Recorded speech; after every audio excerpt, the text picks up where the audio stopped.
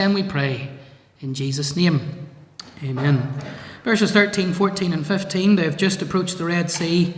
Moses is in prayer with God, and we then read afterwards that Moses said to the people, "Fear ye not, stand still, and see the salvation of the Lord, which he will show to you today. For the Egyptians whom ye have seen today, ye shall see them again no more forever. The Lord shall fight for you, and ye shall hold your peace." And the Lord said unto Moses, "Wherefore criest thou unto me? Speak unto the children of Israel, that they go forward."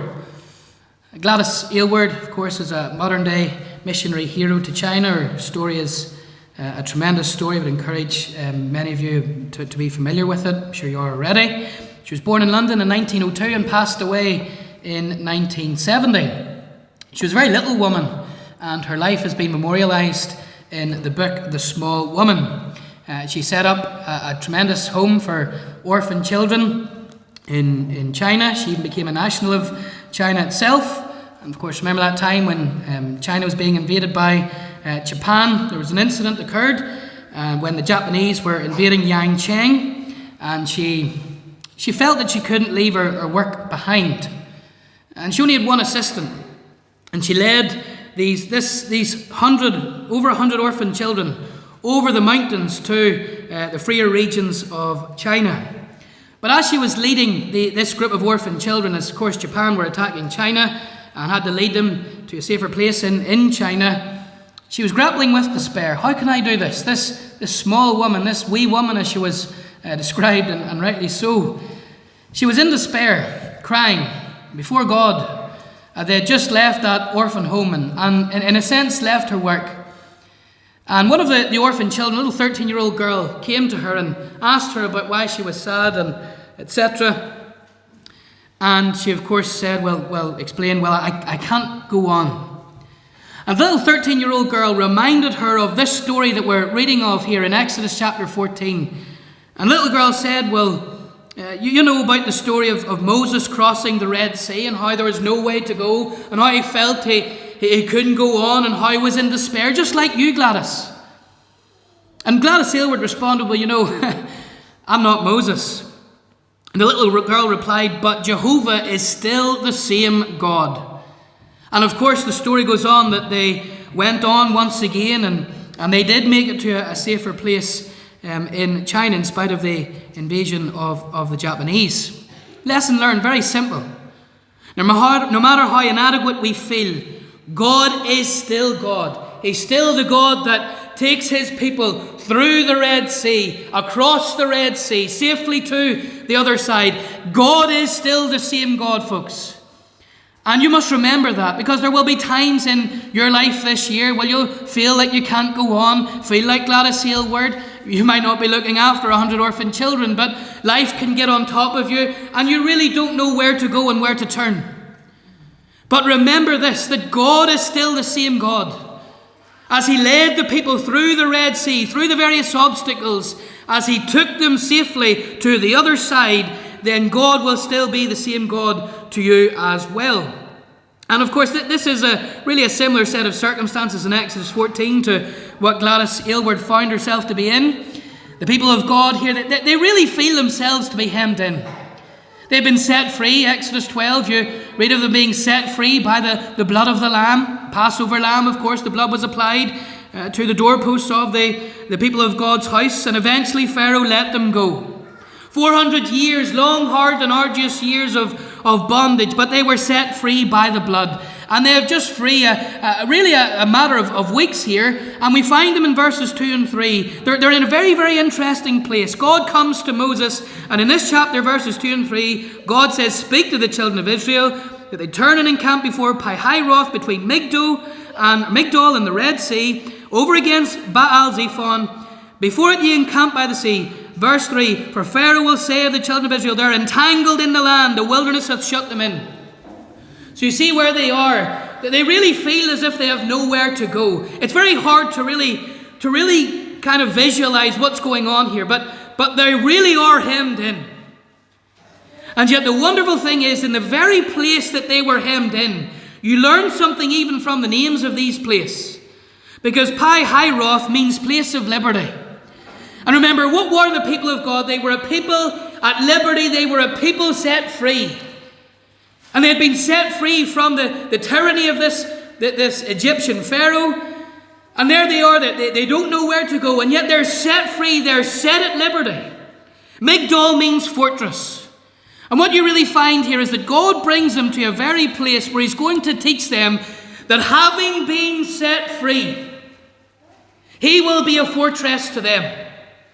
He is going to prove that to them as he takes them through not only this situation, but eventually through the wilderness wanderings, long, arduous decades of wandering through the wilderness. But isn't it interesting? God takes them to a very place that means set free, and a very place that means fortress, in between these places really. And so even though they don't know where to go, they don't know where to turn, they literally, humanly speaking, they have nowhere to turn and nobody to turn to.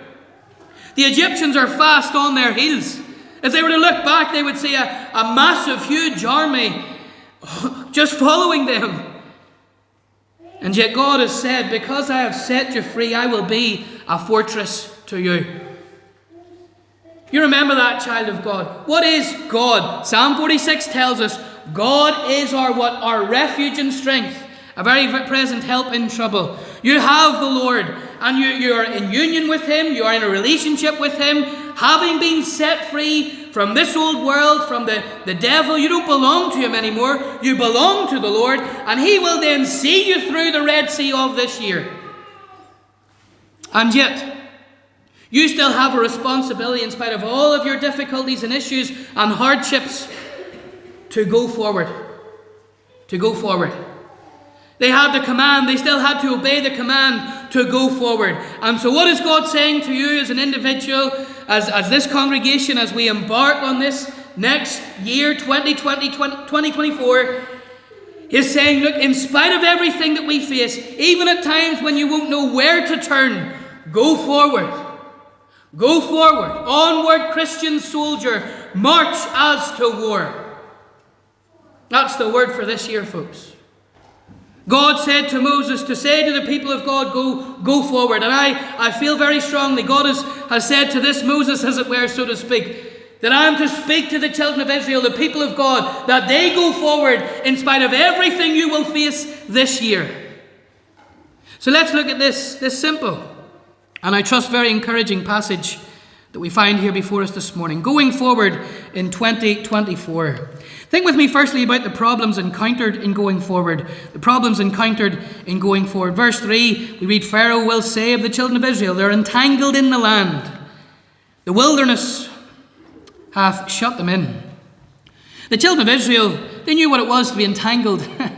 They spent 400 long years being entangled really with the yoke of bondage. They had been under, of course, many subsequent pharaohs, and it seems as though things were getting worse for them. The good old days of Joseph and having a working relationship with the Egyptian pharaohs, they had long gone. Egypt had gradually increased in terms of its hatred for the people of God, and now we find them being put to tribute under Egypt, under the Egyptian pharaohs. And here they are, eventually they've been set free, and they've only been set free really a matter of weeks. They have left the entanglement of Egypt. They're going forward, they're on their way, they're going to the promised land, and now they face their first real hurdle. And my, what a hurdle it was. In actual fact, really, if you think about it, they had 4 hurdles. But the hurdle really was this, is that they had come to an impasse. Look at verse 2. Verse 2 speaks of the Red Sea. There where they of course have come to the Red Sea. They wanted to go forward. Moses is telling them to go forward, but they had the elephant in the room, so to speak. They had this huge Red Sea in front of them. I mean, just think about this for yourself. Think about you coming maybe up to the north coast, and the Atlantic is before you. And God says go forward, and all you have in front of you is ocean. That's literally what is happening. And it's happening to over 1 million people.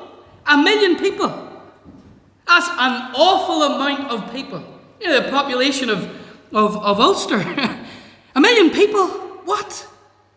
That's an awful amount of people. And God says go forward. And yet in front of them is the Red Sea. Verse 3, the verse we read there together, Pharaoh is actually saying this to them. They're entangled in the land. The wilderness hath shut them in. And what you find really is that in front of them was the Red Sea. And really to the right and to the left, you have their second and third hurdle and obstacle. You have the wilderness. The wilderness. So in front of them is the Red Sea. The wilderness is to the right and to their left. And remember the other one, number 4. This fourth hurdle. You read of Pharaoh, verse 9, but the Egyptians pursued after them, horses, chariots of Pharaoh, and his horsemen in the army, and overtook them encamping by the sea, beside Pi-Hiroth, before Baal-Zephon. And behind them is the Egyptian army. And of course there's a fifth one, a fifth obstacle. Verse 10, themselves.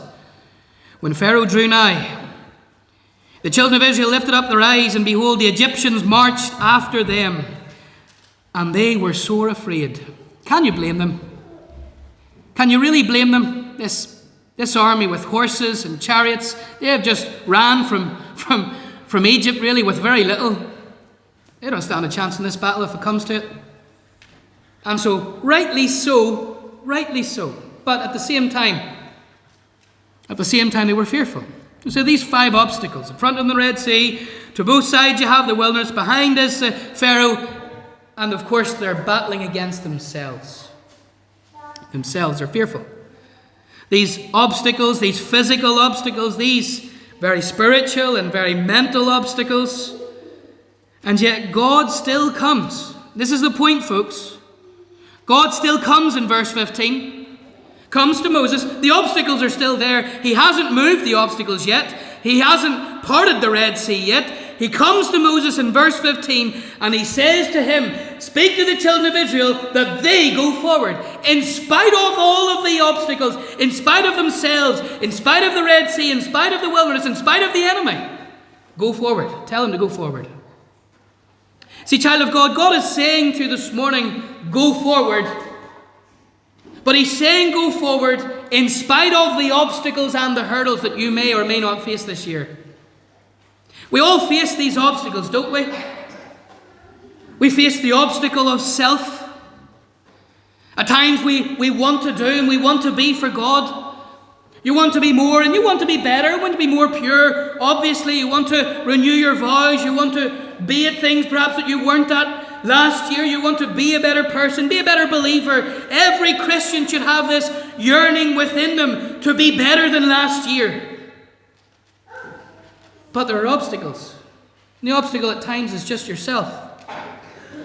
The obstacle can be the enemy.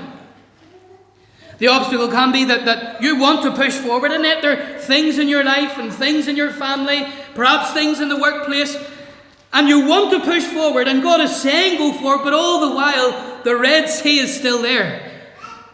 That doesn't and shouldn't stop you going forward.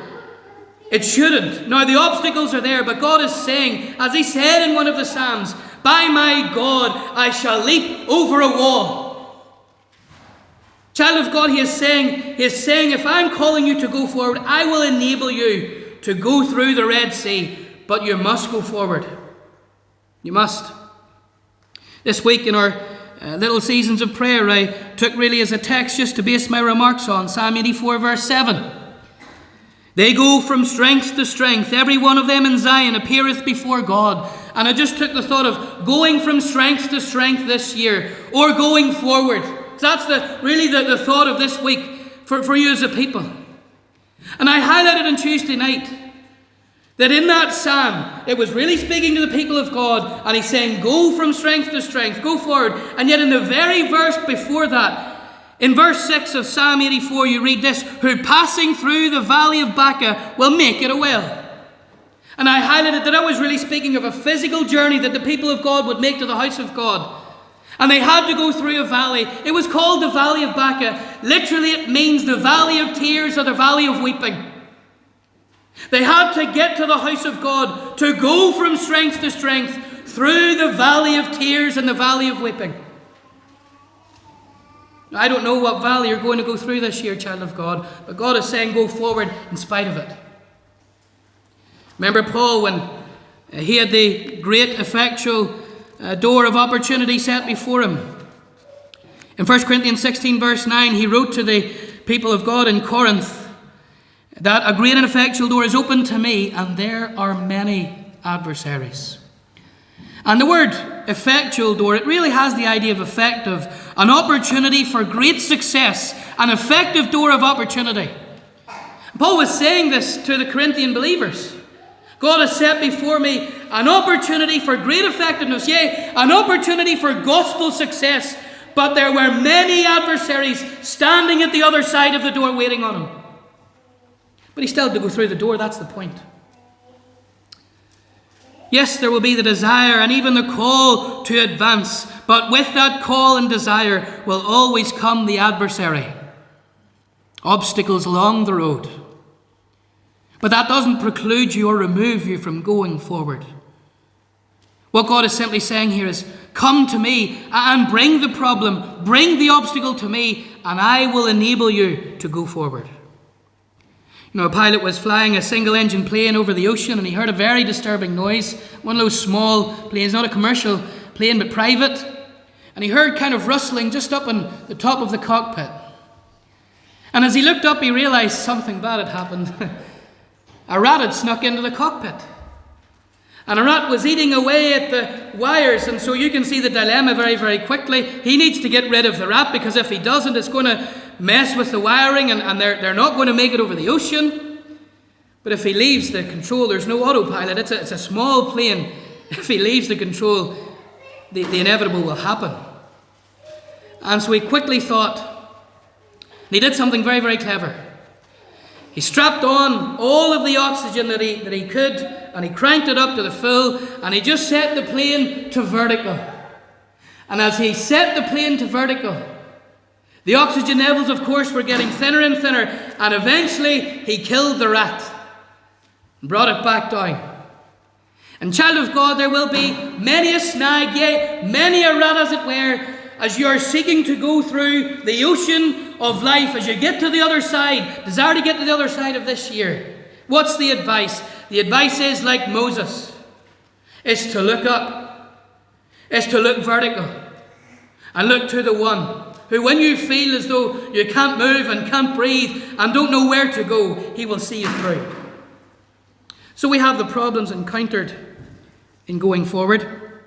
Look at me secondly at the patience required in going forward. The patience required. Verse 13, we read, Moses said to the people, fear ye not, stand still and see the salvation of the Lord, which he will show to you this day. Here where the children of Israel said they're hemmed in, they're in a cul-de-sac. It literally seems that they have nowhere to go. No logical way ahead. Really, they know that if they go to battle with the Egyptians, that they haven't the artillery, they haven't the manpower, they haven't capability of this Egyptian army. This was the most potent force of the day. Their way was shut up. And you see where they are in verse 12. See where they are spiritually. In Exodus 14, for it had been better for us to serve the Egyptians than that we should die in the wilderness. They come to Moses. Moses, you've brought us out to just leave us here to die.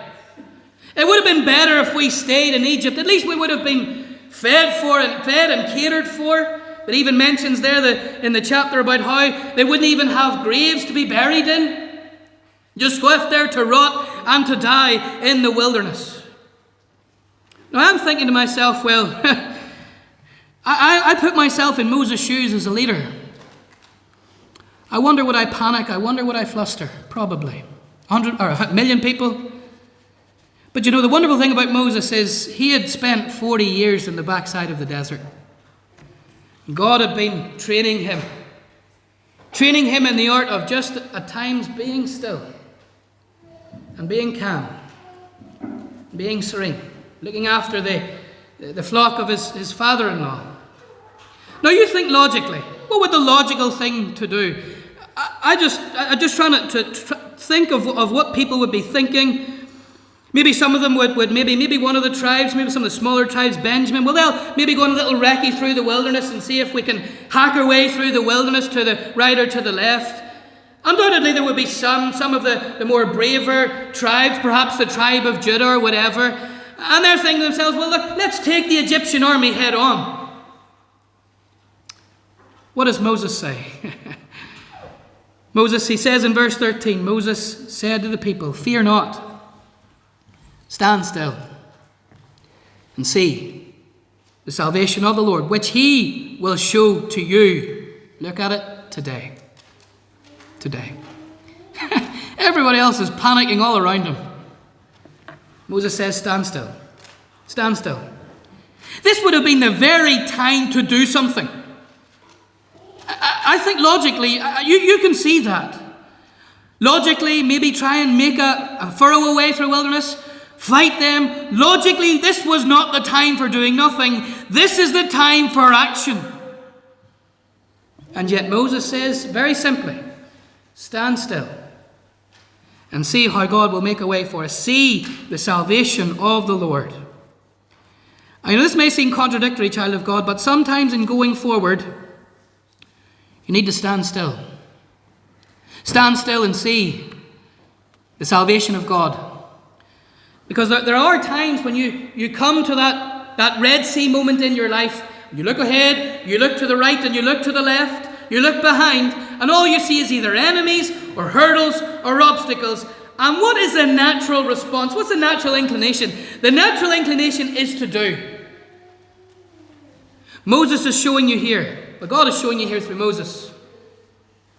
Sometimes if you do not know where to turn, sometimes the right thing to do is to do nothing and to seek the Lord.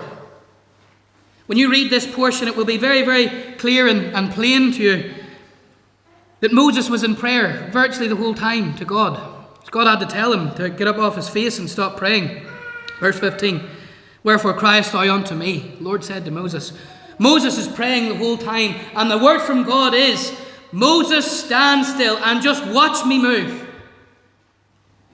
And child of God, at times when there are things go on at home, outside of home, in church life, outside of church life, sometimes it is good just rather than to put your hand on a thing, it's just to stand still and let the Lord work that thing out. Because sometimes you try and meddle and try and put your hand in or try and do, as we're all inclined to do, child of God. And very often you only make a bigger mess, isn't that right? And God says, stand still. Stand in awe. You know, this wasn't the only time where God came to someone in a time of difficulty, someone who was in prayer, and he told him to stand still. You think of Jehoshaphat there, way over in 2 Chronicles 20, one of the kings of Israel. And there was an alliance of nations. They were coming up against Judah. And he goes to the Lord in prayer. And he's asking, Lord, these various confederate nations, they're coming against me. What do I do? And you imagine you're a king. You have the welfare of a nation on your heart, weighing heavy upon you. The logical thing would be to gather an army, would be to get them ready, etc. And yet in 2 Chronicles 20, verse 17, God comes to him and says, ye shall not need to fight in this battle. Set yourselves, stand ye still, and see the salvation of the Lord with you, O Jerusalem and Judah. Fear not, nor be dismayed. Now, do you see the interesting command that God gave to Jehoshaphat there? Set yourself, be ready. Be ready for me to move. Be ready for me to work. Set yourself, but stand still. Be prepared. Prepared for what I'm going to do, but stand still and let me do. I even love the way it puts it there in verse 17. Ye shall not need to fight in this battle. And child of God, isn't that so often the case? You want to fight the battle, and yes, with a right desire. You want to glorify and magnify the great name of the Lord. And yet all the while God is saying, I'll fight the battle for you. Now trust in me, lean on me, don't try and meddle, don't try and put your hand in, don't try and fix. Be ready and just watch me move and watch me work. You remember when blind Bartimaeus was just sitting by the highway side. It was just a week or so before the Lord Jesus Christ was crucified.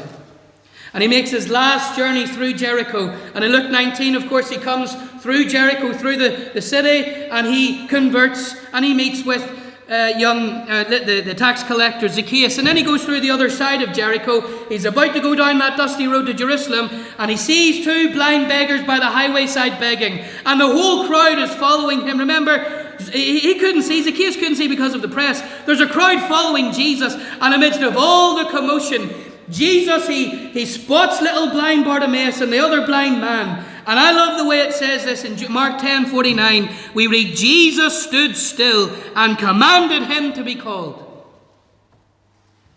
The day when Jesus himself stood still because he was absolutely in control. Oh, the crowds, they're flocking to him. They think the Messiah has come, and they're going to come and do exactly what they want him to do. Get rid of the Romans, lead them into a big battle maybe in Jerusalem. The crowd is gathering. Bartimaeus can't even see, so he just cries out, have mercy upon me, son of David. If someone asks you for mercy and they're blind, what would you do? You'd go over and help them, wouldn't you? Jesus stood still. Amidst all of the calm and all the commotion, Jesus stood still. You remember that time when they were in the ship? And there they are. Master, carest thou not that we perish in the midst of the storm? Where was Christ? Asleep in the ship. Not only sitting still, but sleeping still, you might say. Oh, folks, so often we panic. So often we want to do. So often we want to mend and we want to fix.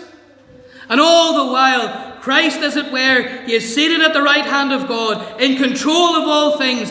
And he says, when you don't know what to do this year, stand still, because he is standing still, and he is in complete control of it all.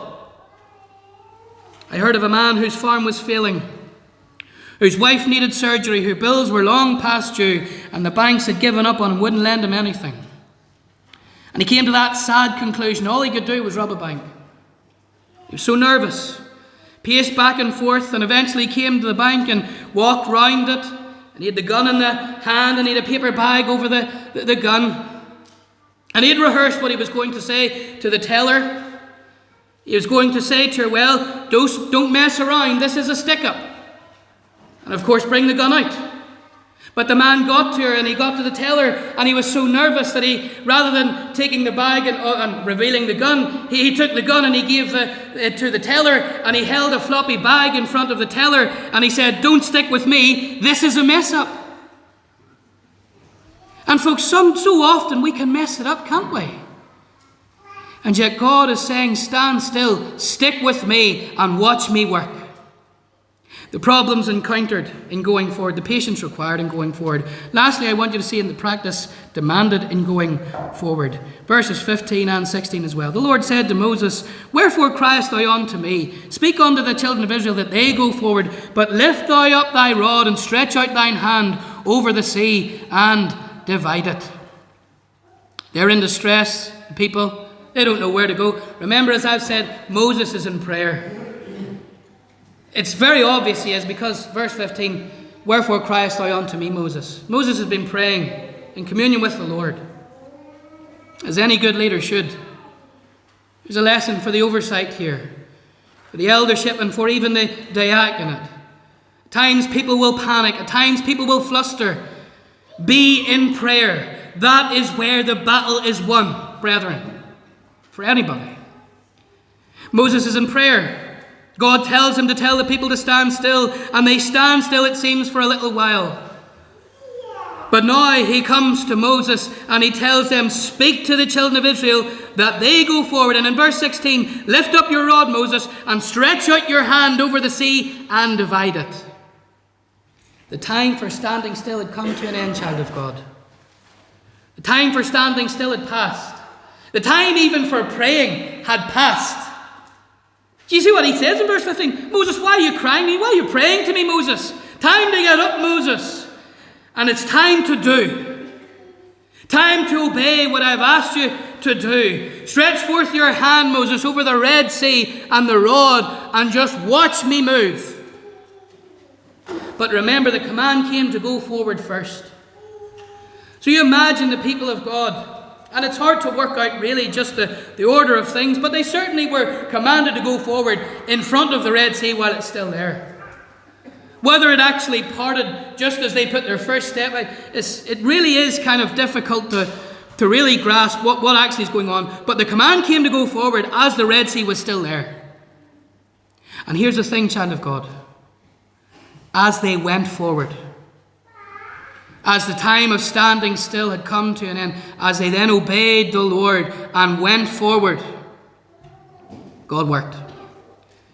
In spite of their fears and distress, this wouldn't have been logical. God gives us a mind to use, but this would not have been logical. Go forward, walk into the middle of a sea.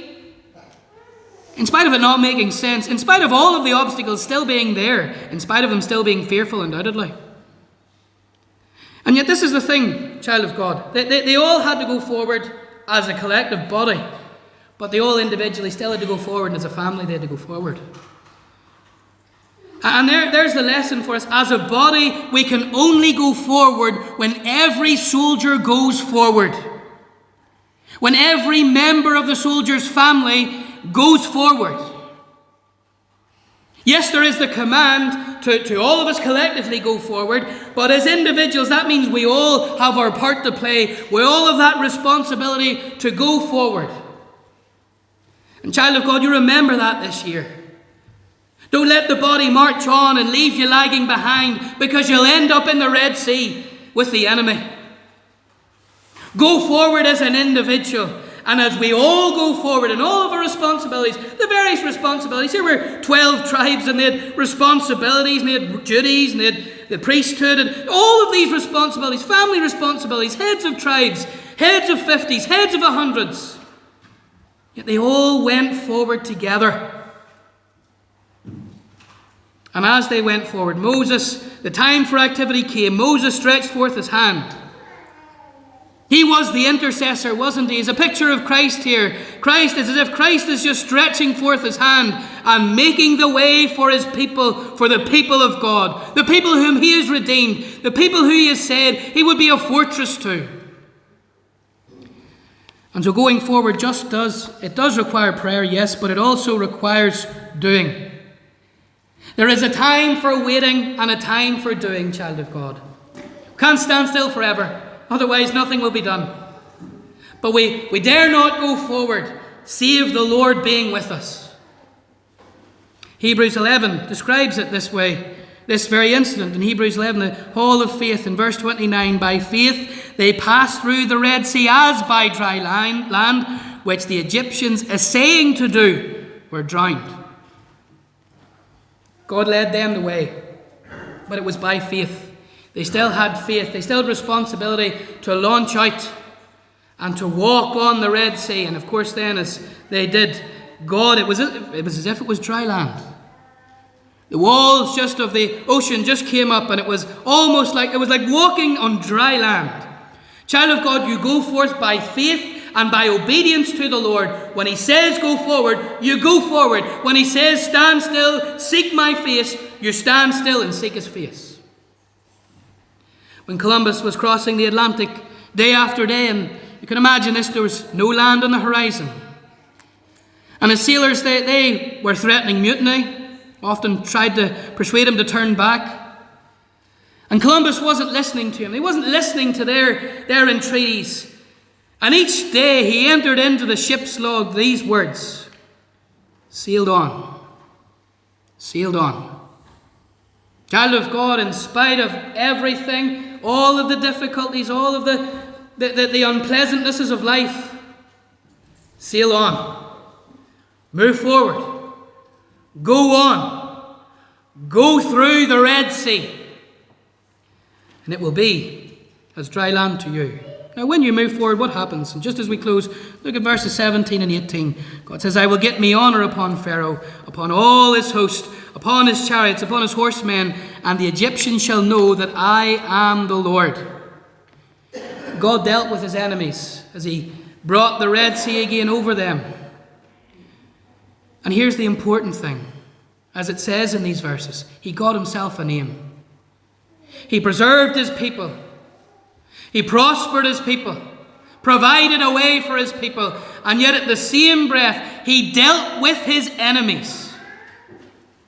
and the Egyptians and all the nations around, they would know, verse 18, that I am the Lord, and I can deal with my enemies and preserve my people and do wondrous things for them in an instant.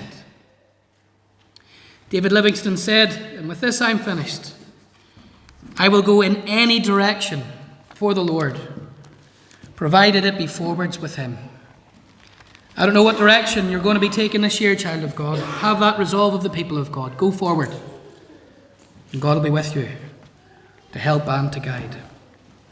We're going to close this part of our time together with hymn 543.